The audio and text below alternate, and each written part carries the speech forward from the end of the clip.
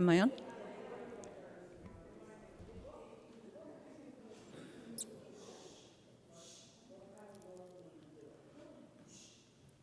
Good morning. Welcome to this Sunday morning worship service at the Unitarian Universalist Congregation at Shelter Rock. I'm Janet Bendowitz, and I have the honor of being a worship associate here. In this congregation, we create loving religious community, encourage spiritual growth, and help to build a more just and joyful world. On Sunday mornings, we gather in worship to restore the balance of our spirits, to celebrate the joys of life, and to find the strength to meet its sorrows. Worship is a time when we consider what is worthy, what brings us meaning and purpose as we seek to live our values. The topic we consider today is twice as many stars as usual. Our guest minister is Reverend Sarah Sotko. Reverend Sotko is a chaplain and writer from South Jersey. She is a graduate of Meadville Lombard Theological School and has an MFA in poetry from the University of Oregon. Our soloist today is Michael St. Peter. Now let's take a moment to center ourselves as we begin our worship together with the music of Joseph Schwanter, played by our very own Nathaniel Lanasa.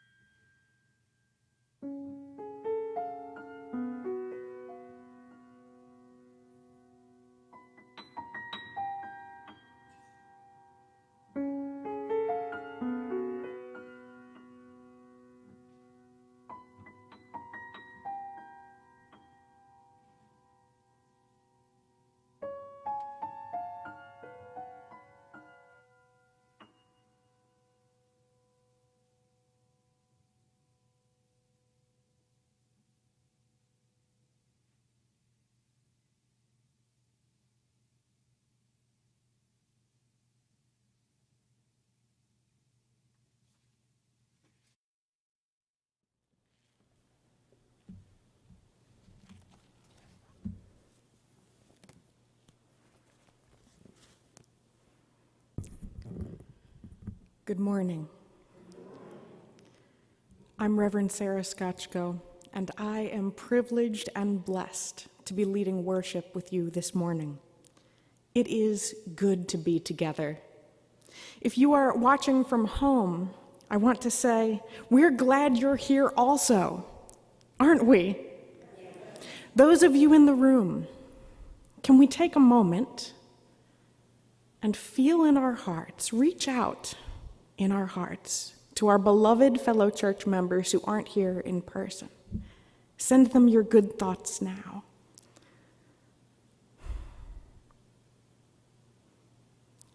You're a part of this community, and we send you our love. September is traditionally the time when Unitarian Universalists regather ourselves for the start of the church year, as it's known. So it's fitting that the worship theme for this month is belonging. Today, as I'm sure you are well aware, is also the 21st anniversary of the September 11th attacks. It's a time when I can speak for myself here. My thoughts inevitably go to the preciousness and fragility of life,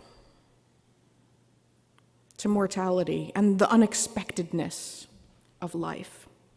And so this morning, we are going to talk about what it means to be mortal. To be mortal, to live knowing we must die. And in the meantime, to take comfort in belonging. To take comfort in one another. I've heard it said that everyone who comes through the door of a church for the first time has a reason, even if they say they're just looking. And there are infinite reasons. For me, I came to church as a young adult the first time because I was grappling with the idea of death and of dying. Something was missing in my life. It just seemed to me that we weren't talking about it enough for how important it was. It felt absurd to keep going to work and to school, grocery shopping and folding the laundry, watching TV, knowing, as the poet Mary Oliver says, that everything dies at last and too soon. Tell me, what is it you plan to do with your one wild and precious life, she asks. And standing in line at the DMV, I would think, my God, not this, hopefully. Shouldn't we all talk about the fact that we're all mortal, I would think, at the laundromat? So I found somewhere, a place where people did talk about the important things, a place where I belonged, a place that belonged to me, a place I could go as a person with questions, with fears, and with a joy and a love for life and a longing not to squander it. In the words of Henry David Thoreau, not when I came to die discover that I had not lived. It is good to be together on Sunday mornings. It is good to set aside this time each week. It is good to worship. And so our call to worship comes from Kalidasa, who writes, "Look to this day, for it is life, the very life of life. In its brief course lie all the verities and realities of your existence, the bliss of growth, the glory of action, the splendor of beauty. For yesterday is but a dream, and tomorrow is only a vision. But today, well lived, makes every yesterday a dream of happiness, and every tomorrow a vision of hope. Look well, therefore, to this day."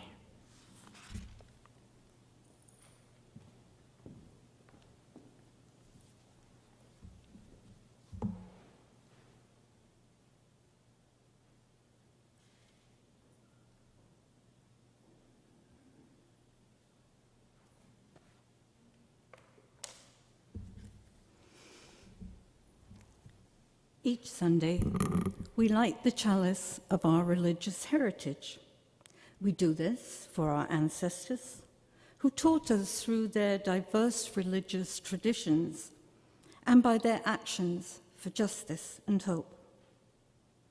We do this for our children, who are learning the traditions we teach and who learn more from our actions than from our words. And we do this for ourselves, so that we are inspired to remember our beginnings, reflect on who we are now, and spread our wings as we understand who we seek to become. Please join us now in the hymn 1000, Morning Has Come. Please wear a mask if you choose to sing.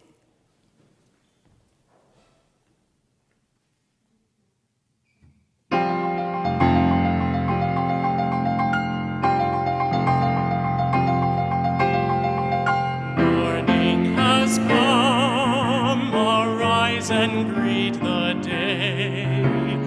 Dance with joy and sing a song of gladness.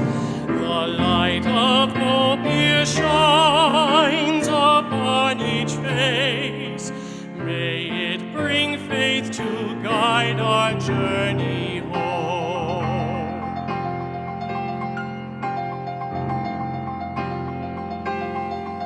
A new day dawns, once more the gift is given.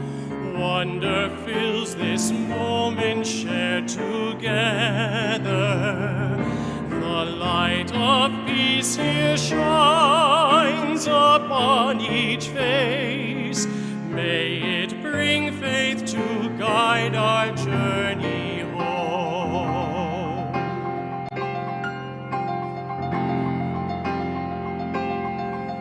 Open your eyes to see that life abounds.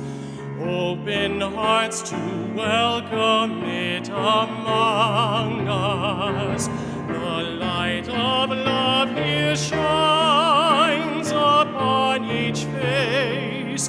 May it bring faith to guide our journey home.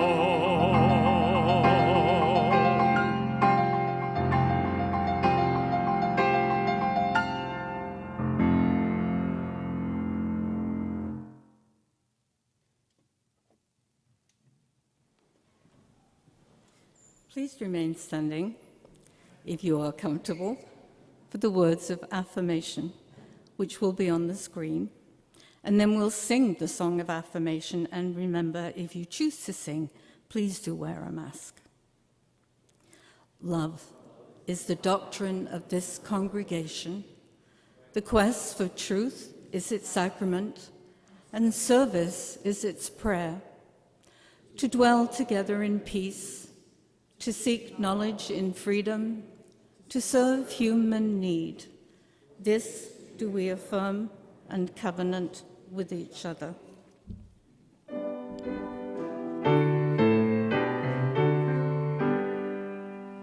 From all that dwell below the skies, let songs of faith and hope arise. Let peace, goodwill on earth be sung through every land, by every tongue.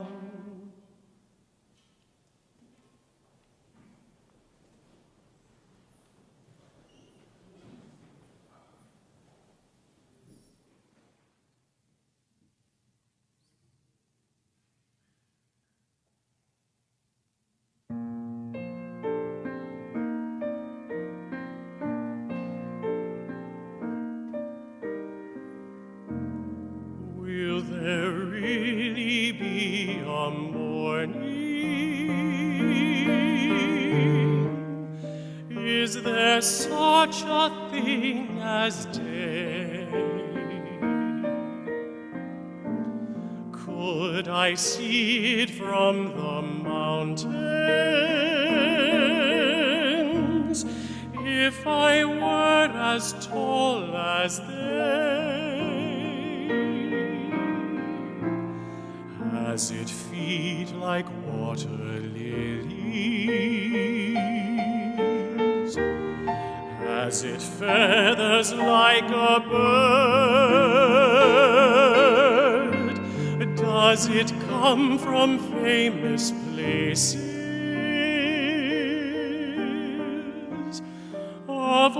which I have never heard. Oh, some scholar, oh, some sailor, oh, some wise men from the skies, please to tell this little pilgrim where the place called morning lies.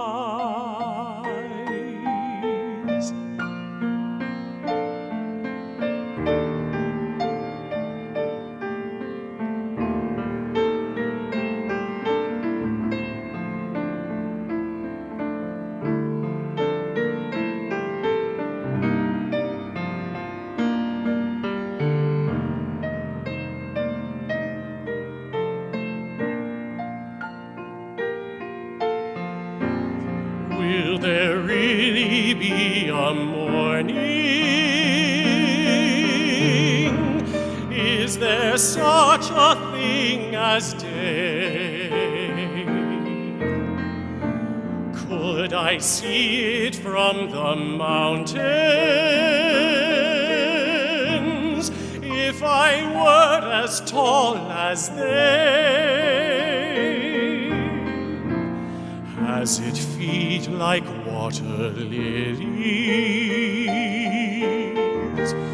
Has it feathers like a bird?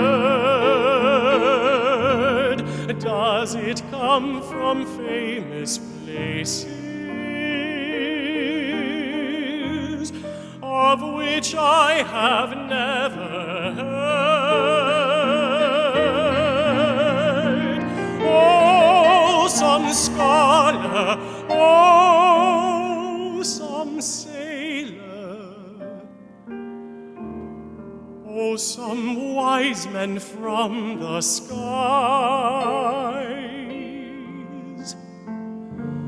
please to tell this little pilgrim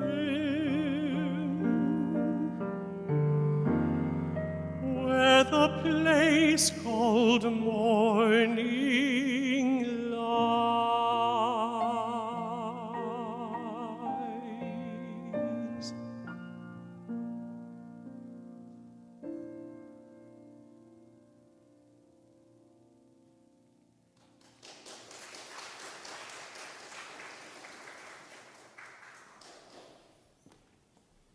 Aren't we lucky? To serve human need. Each Sunday, we take a special collection to support a non-profit group that expressly serves human need. During the summer months, our contributions support school supplies for local children whose families can't afford to buy them what they need. Each summer, Shelter Rock members and friends help provide school supplies for children in need in the village of Hempstead. The supplies are distributed by Reverend Benjamin of the ABBA ABBA Leadership Center. Members of our Social Justice Committee will use the funds from our Sunday collections to purchase the supplies and deliver them to Reverend Benjamin in time for distribution. Make a contribution if you wish on our website, or if you're on site, the donation box is to your right as you leave the sanctuary. In these days, when compassion fatigue is a real thing, let's make this congregation a wellspring of empathy that pours forth generosity like an ever-flowing stream.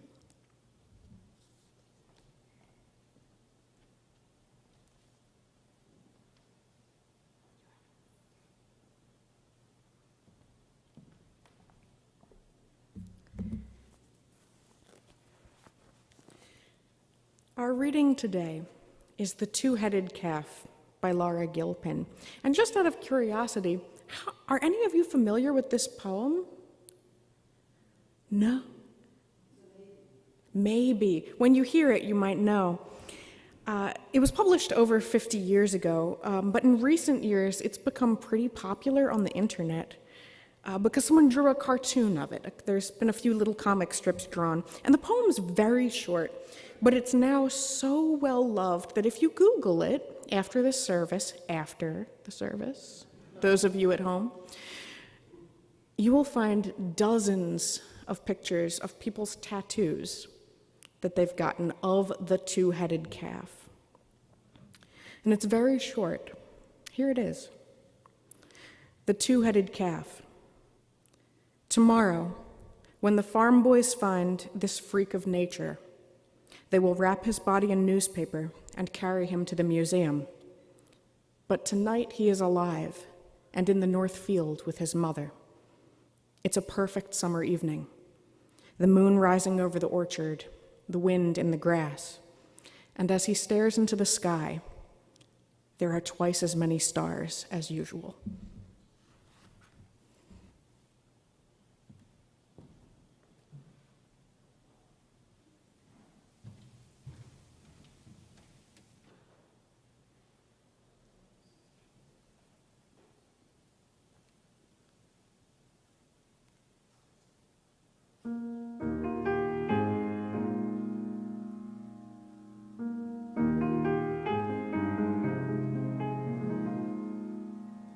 Well, the sun is surely sinking down, but the moon is slowly rising. So this old world must still be spinning round, and I still love you. So close your eyes. You can close your eyes, it's all right. I don't know no love songs, and I can't sing the blues anymore, but I can sing this song. And you can sing this song when I'm gone.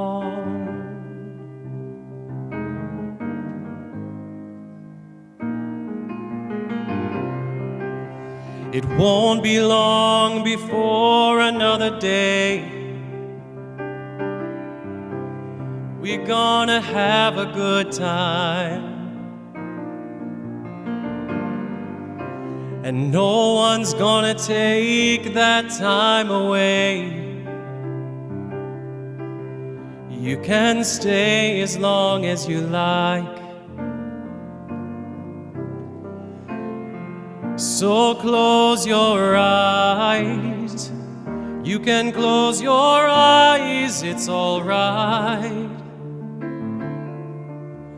I don't know no love songs, and I can't sing the blues anymore, but I can sing this song. And you can sing this song when I'm gone.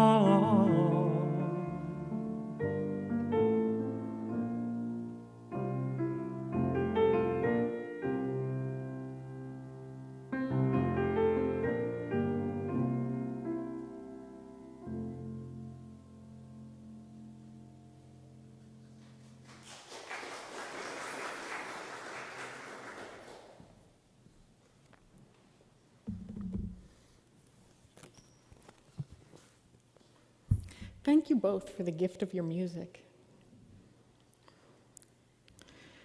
When my cousin was dying, she briefly woke up and told us that she'd had a dream about a hoagie. I understand you might know them as subs or grinders, but in the Philadelphia and South Jersey region where we're from, we call them hoagies. When I was growing up, they were everywhere. It's just the life of life, the stuff of life. You always get a hoagie, right? Even the fire department in my town would have periodic hoagie sales to raise money, and you would see the firefighters standing on the double yellow line at busy intersections, and they'd be walking up and down the line of cars, and they'd be holding a sandwich in each hand. You could see like the oil and vinegar soaking through the paper. And I remember at least one occasion when my sisters and I, as children in the back seat, served as the most effective lobbyists for the deli meats industry and fire prevention that this nation has ever known. The fire department does so much for the town, we cried, stopping at the intersection of the Whitehurst Pike and Gibbsboro Road. You made us memorize their phone number. They gave a demonstration at school. They gave us pencils. Stop, drop, and roll like a hoagie roll. Now, I don't know how it is up here, but in Philly, if you're having a picnic or you're going to the beach or you're throwing a baby shower, you just stop and get a bunch of hoagies, and then you cut them up into like little 3-inch sections so everyone can share. It's just something we do. And I don't know how many I've eaten in my lifetime, but it's probably a lot. Now, though, my cousin was dying over 1,000 miles away in North Carolina, where she had lived for 25 years. She was only 56 and should have expected to be able to have many more hoagies in her lifetime, but here we were. And we debated whether it was feasible at all to bring her back to Pennsylvania, where she was from, but there wasn't time. I don't want to die, she told me, over and over again. Sometimes she would wake up in a panic. It's okay, I would say, you're still here, you're still here. It hasn't happened yet. And she'd calm back down. And now she had woken up to tell us about the sandwich of her dreams, the sandwich we grew up with, from where we're from, where she belonged. She hadn't had one in years, she told us. Well, for days she hadn't eaten anything. We'd been feeding her ice chips. Still, I rushed to the nearest Jersey Mike's to get an Italian hoagie, fighting back tears as they're putting lettuce and tomatoes on this sandwich, which must have been surreal and confusing to the people who worked there, but you never know what people are going through, do you? So when I got back to the house, she was miraculously still awake. You got one? She whispered. I did, I said. Maybe just a little bite, she said. She couldn't sit up, so I pulled off a little piece of bread and meat, and I put it in her mouth. And the whole family held our breath, like we were hoping somehow this would be the sandwich that would succeed where surgery and radiation had not. She spat it out. I can't swallow, she said. I'm sorry, I tried. Don't be sorry, I said. It's a big sandwich. We'll all have some. It'll still be here tomorrow. It'll still be here tomorrow. We can try then. And she fell back asleep. In the weeks and months after Elena died, every good cup of coffee I drank, I would cry into. Every boring bowl of cereal. I didn't know Honey Bunches of Oats could be such a revelation. Hot dogs, in theory, are cheap, but your final hot dog is, in theory, priceless. It took me almost a year to be able to eat an Italian hoagie, and I cried into that too. Yes, because I missed her, but also, it was so good. It was so good. And I wished that she could have had one too. I haven't had one in years, is what she'd said. She didn't remember when, but whenever it was, I can't imagine that she was thinking, well, this is the last one of these I'll ever have. Animator Don Hertzfeld writes in his short film, The World of Tomorrow, do not lose time on daily trivialities. Do not dwell on petty detail, for all of these things melt away and drift apart within the obscure traffic of time. Live well and live broadly. You are alive and living now.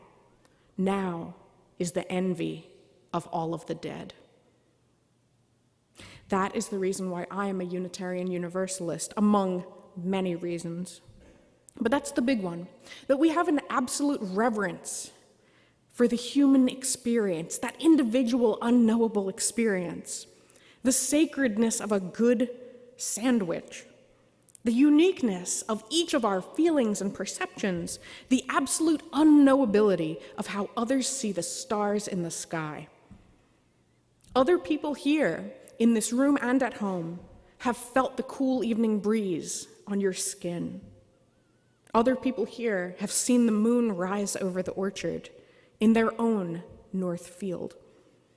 Or they've started a campfire, or smelled their newborn's hair, or have sat at the deathbed of a loved one watching them fade away.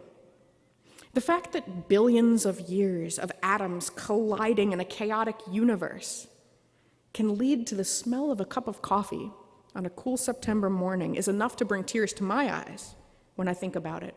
And since my cousin died, I've thought about it more than ever. About how, as Alan Watts said, we are the universe perceiving itself. And what a gift that is. Even if, inexplicably, the universe likes hoagies? I think so. There's no one alive whose experience of existing on this earth is not irreplaceably sacred, worthy of protecting as if it were everything, because to them it is. And that's what underpins so much of our work as Unitarian Universalists in social justice, is it not? The poet Robert Pinsky once described the soul as being a bird flying through cold and darkness, buffeted in briefly through a warm, bright hall, and then out again. Even a long life can feel so brief and tenuous. And yet a single moment alive and perceiving is like a galaxy in itself. There's a whole section of readings at the back of the hymnal called The Eternal Now for this reason. The poem we heard earlier, The Two-Headed Calf, encapsulates how brief and incredible life is, how precious each of our perspectives is. That author, Laura Gilpin, also died at 56, but during her life she was a tireless advocate for hospital patients.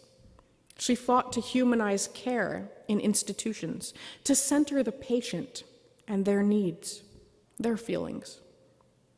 I think The Two-Headed Calf is a very Unitarian Universalist poem. The farm boys think of the calf as a curiosity, something worth staring at and putting in a museum, never imagining that its life, which lasted but a single night, could have been so beautiful as to be eternal. That its perspective might be an even more complex and privileged one than their own. And that in the North Field, which was its entire world, that calf could have known only love and belonging for an entire life. We humans have an innate need to play and explore, to experience novel and exciting things. That's not this sermon. That's another sermon about wonder. Because we also have a near universal need for belonging, to be surrounded in our own North Field by the people and the things that bring us comfort, our familiar memories. Because we are mortal, we are vulnerable people. Baked into us is a need to find comfort. When the poet Mary Oliver asks, "What is it you plan to do with your one wild and precious life?" there's another unspoken question. Who do you want to spend it with? And where? Are there places you want to revisit? And I mean that not just literally, but metaphorically. What's the hoagie you should go eat this afternoon? What would you regret not having come back to? Are there photo albums that you would like to dig out of the closet this week, maybe? Is there an old friend you've been meaning to call? Or a new friend that you would like to spend more time with? An old recipe to make, maybe to share? What stories have you not told yet? Now, it's a near guarantee in any church that there are people here who are hollowed out by isolation. I've heard it said that a third of us at any given time are grieving, and I believe that's true. To feel isolated and like we don't belong, it's a deep and painful wound. I know that feeling. I've felt it too. Some of us spend our whole lives feeling like the two-headed calf stuck at the museum by ourselves. If that's you, I want you to know that you're precious and that you are beloved by the eternal mystery that some call God. You are loved, and I'm glad you're here, especially those of you watching online. For what it's worth, I have found it helpful to ask not whether I belong somewhere, but what belongs to me. What will you make into your North Field? I also feel a religious obligation, as a Unitarian Universalist, to make this world better for those who suffer, those who are oppressed, knowing that each person has a wild and precious life, which is better, surely, spent under a sky full of stars, not in a jail cell or a sweatshop. And that work is important and fulfilling to me. But when it comes to restoring my spirit to do that work, more and more, when I'm looking for comfort and companionship, especially this far into the pandemic and on days like the anniversary of 9/11, which I remember so vividly, more and more I find myself longing for coffee hour. Just coffee hour. What a mundane thing to long for. You know, the awkward time sometimes of standing around with maybe paper cups and the occasional 3-inch section of a room temperature sandwich. In the place where we talk about serious things and love one another. In the place where I feel that I belong. Knowing that when I finish my coffee someday and walk out of the church for the final time, someone else will be behind me to come back, unlock the door, turn on the coffee pot, and light the chalice. To have felt like in my lifetime, for a couple hours a week, that there were 100 times as many stars in the sky as usual. Amen, and blessed be.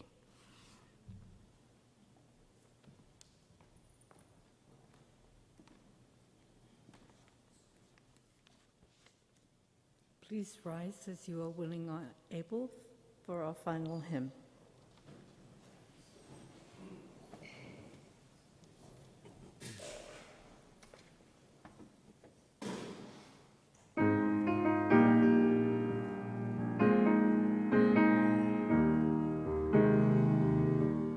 There's a river flowing in my soul. There's a river flowing in my soul, and it's telling me that I'm somebody. There's a river flowing in my soul. There's a river flowing in my heart. There's a river flowing in my heart, and it's telling me that I'm somebody. There's a river flowing in my heart. There's a river flowing in my mind. There's a river flowing in my mind, and it's telling me that I'm somebody. There's a river flowing, there's a river flowing, there's a river flowing in my soul.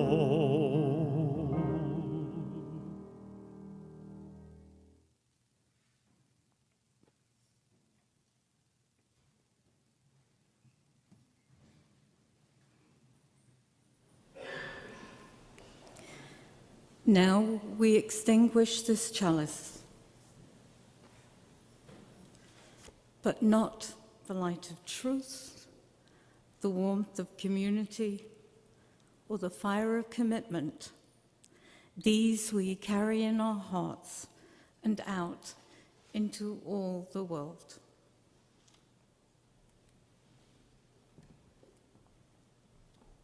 It has been good to be together, so good to be together. Let us go forth thankful for the life that sustains and renews us, open to the grace that surrounds and surprises us, and blessed by the companionship that awaits us when we return. Go in peace.